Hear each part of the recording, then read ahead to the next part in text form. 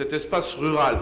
qui doit être perçu comme un espace dynamique, qui doit être perçu comme un espace de développement, eh bien nous proposons ici un plan d'action autour de 3 axes qui visent justement à défendre, à promouvoir et à porter le monde rural et la ruralité bien plus largement que la seule question agricole. Le premier axe sera d'accompagner nos territoires à travers une aide aux communes qui est renforcée, qui est élargie aux questions d'accessibilité et qui permettra donc de répondre non seulement à la baisse drastique des dotations que les communes de l'Ain doivent subir, mais en même temps apporter, je crois, un certain nombre de choses et surtout de refondre et bien de donner plus de lisibilité à l'action départementale dans nos communes. Le deuxième axe, ça sera de connecter les territoires ruraux aux nouvelles technologies. C'est l'axe que nous avons pu présenter lors de l'Assemblée générale du SIEA avec Charles Laverpillière, où donc ces 2 millions d'euros supplémentaires qui seront engagés par le département de l'Ain sur 4 ans, 500 000 euros par an, pour accompagner nos zones d'activité économique et donc,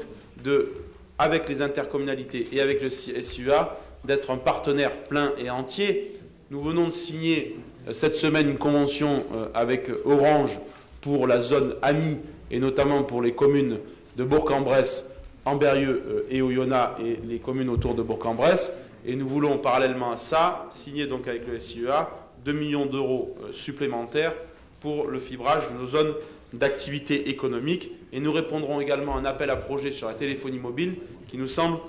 également très important en tant que tel. Et enfin, le troisième axe, bien sûr, c'est l'agriculture en tant que telle. Là aussi,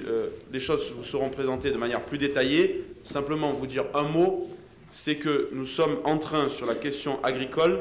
de conventionner avec la région.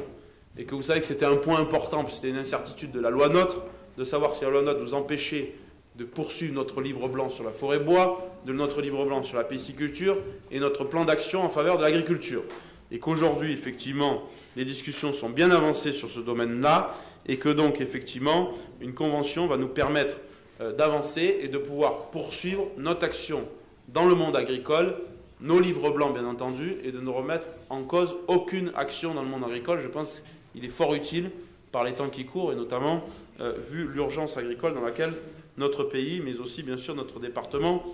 est frappé. Et je le dis, nous avons été un des départements les plus touchés par la réforme des aides PAC et qui fait qu'aujourd'hui, je pense que c'est important et nous ne sommes pas trop de deux avec le département et la région pour accompagner nos filières agricoles et préserver la diversification de ces filières agricoles. Parce que si le département de l'Ain avait été absent et avait abandonné cette politique-là, eh bien c'est la diversification agricole qui aurait été remise en cause. Certains se seraient sauvés, se seraient regroupés et auraient pu effectivement continuer à vivre, mais d'autres productions auraient été en grande difficulté en tant que telles. Voilà, je voulais simplement vous dire que vous vous souvenez que dans le discours inaugural, nous avons fait il y a maintenant un peu plus d'1 an, j'avais évoqué cette thématique de la ruralité, cette thématique des oubliés du département, de celles et ceux qui sont loin, qui se sentent frappés par beaucoup de fractures, que ce soit la fracture numérique, la fracture médicale, la fracture sociale, la fracture économique aussi par un. Et nous essayons, non seulement dans ce rapport, mais aussi dans d'autres rapports, d'apporter un certain nombre de réponses. Alors bien sûr que tout ne pourra pas être résolu par un coup de baguette magique, que tout ne pourra se faire à la seule échelle départementale, mais en tout cas nous prenons nos responsabilités et à travers les engagements que nous prenons dans le numérique, dans l'aide aux communes pour la fracture territoriale, mais aussi dans l'accompagnement social, notamment en préservant tous nos pôles